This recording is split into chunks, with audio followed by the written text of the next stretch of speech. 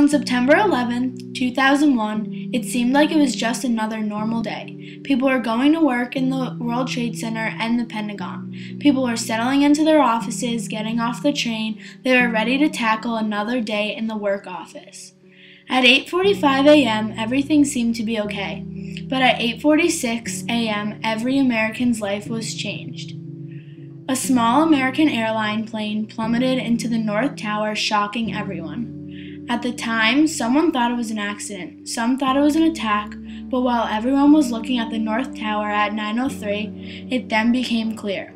A huge American airline plane crashed into the South Tower, causing more damage than the first.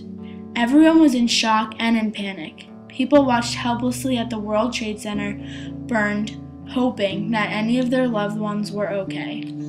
Today we've had a national tragedy. Two airplanes have crashed into the World Trade Center in an apparent terrorist attack on our country. While this was going on in New York, a plane crashed into the Pentagon in Washington, D.C. On Flight 93, a bunch of brave passengers took over the plane that was supposed to hit the White House. They crashed the plane into a field in Shanksville, Pennsylvania. They courageously gave up their lives to prevent more damage and deaths in Washington, D.C. However, though, back in Lower Manhattan, all was not good. While New York Fire Department was trying to save any survivors in the Trade Center, the South Tower was at its final stand. It had collapsed unexpectedly, which left hundreds of firefighters, workers, and policemen dead. Fell off the building. Peter, it's Don Daly down here. 4 blocks north of the World Trade Center. The second building that was hit by the plane has just completely collapsed. It started with a giant.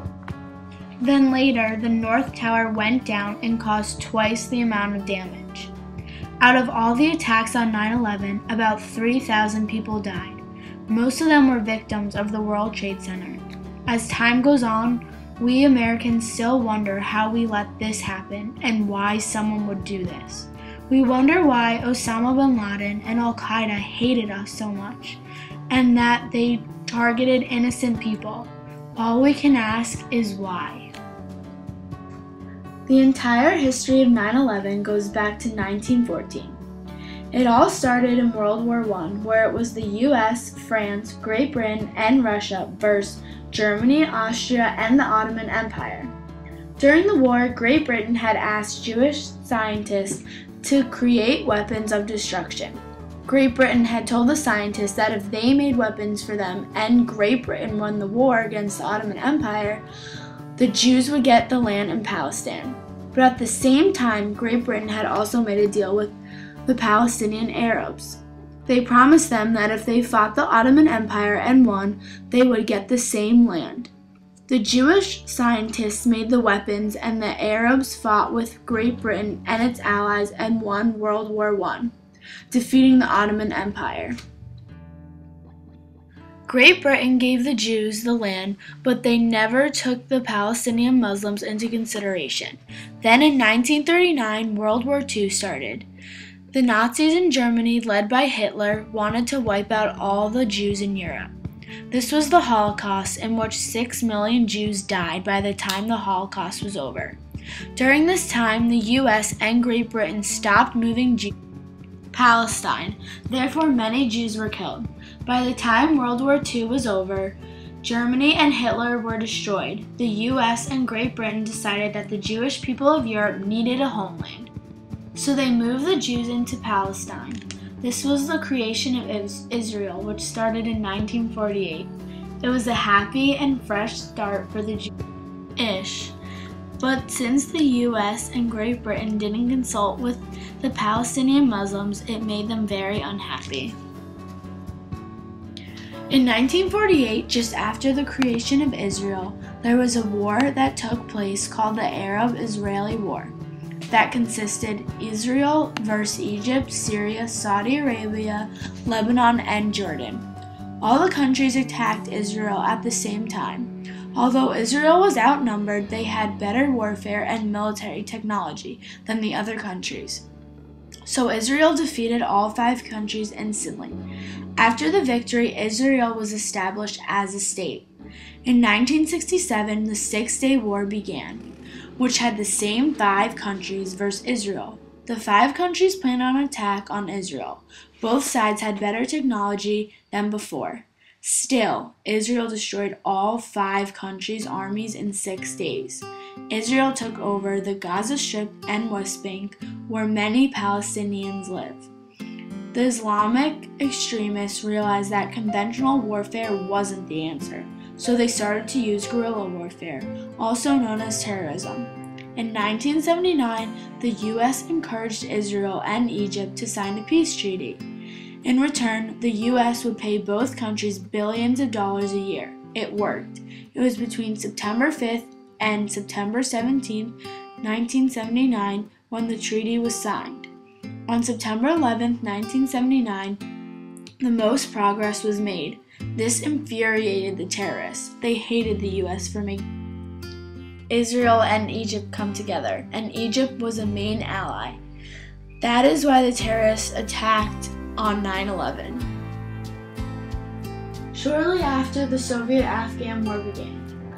Islamic extremists went to fight the Soviet Union, and Osama bin Laden came to fight in Afghanistan as well. This was the beginning of Mujahideen. The U.S. also helped Mujahideen defeat the Soviet Union by giving them billions of dollars. The Mujahideen needed to recruit more people to fight, which formed Al-Qaeda. The leader was Osama bin Laden. After the war had ended, the Mujahideen believed that with the help of their god Allah, they could defeat anyone. At the time, the U.S. and Al-Qaeda were allies, but in 1990, the Persian Gulf War started. Iraq's president, Saddam Hussein, needed money to rebuild Iraq since they had just finished a war with Iran. Iraq was very poor at the time, so Saddam Hussein invaded Kuwait. He also threatened to take over Saudi Arabia, Osama bin Laden's hometown. He also threatened to take over the Muslims' 2 holiest cities, Mecca and Medina.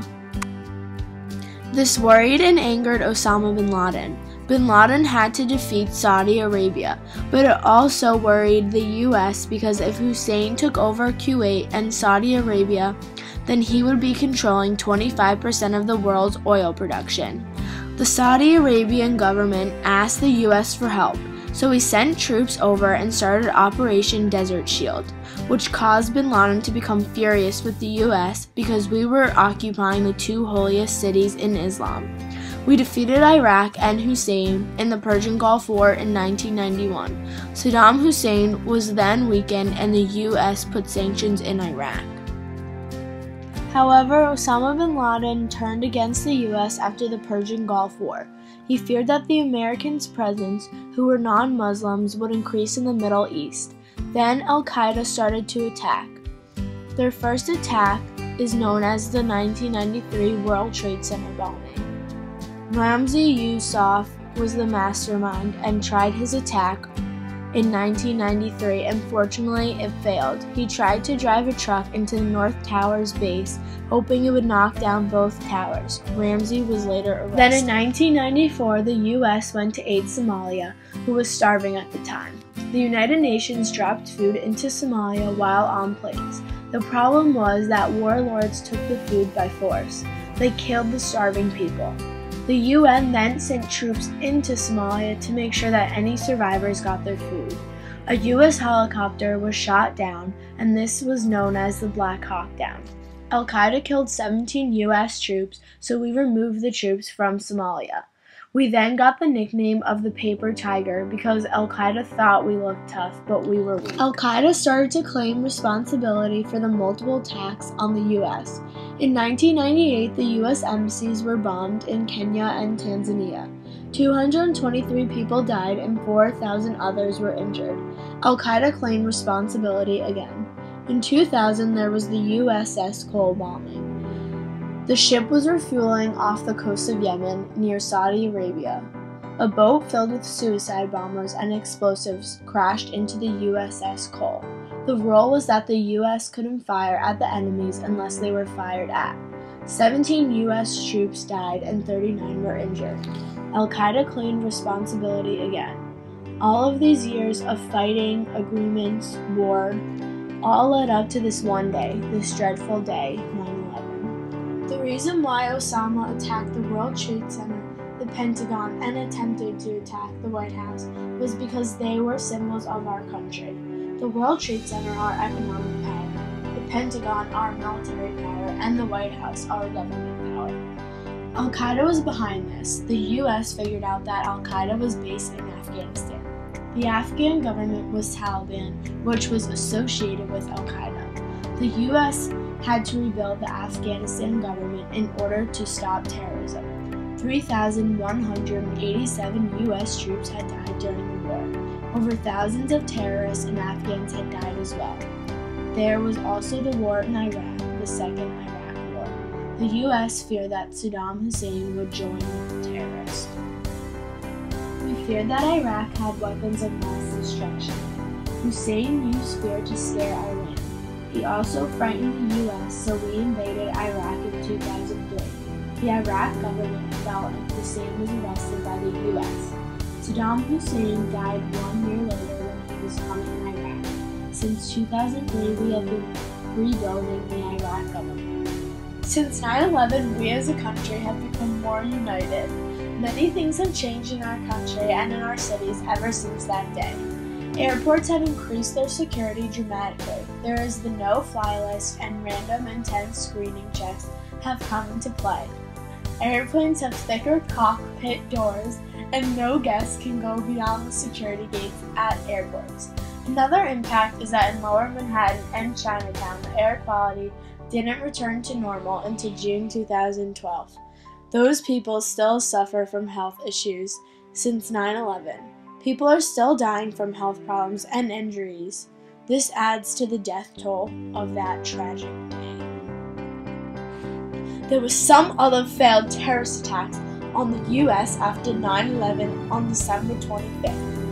A man from Nigeria tried to ignite a bomb in his underwear while on an international flight from Amsterdam to Detroit. He got through the airport security, but the bomb didn't go off as planned. On December 22, 2001, Richard Reed placed a shoe bomb in his shoe on a flight from Paris to Miami. The bomb failed to go off, and Reed was arrested. This is why people must remove their shoes and other items when boarding a flight. We can't change the past and stop what happened on 9/11. As a whole, we were able to get back up and fight against Al-Qaeda. We are all set aside our differences to help bring our country back together. That is why we are the United States of America.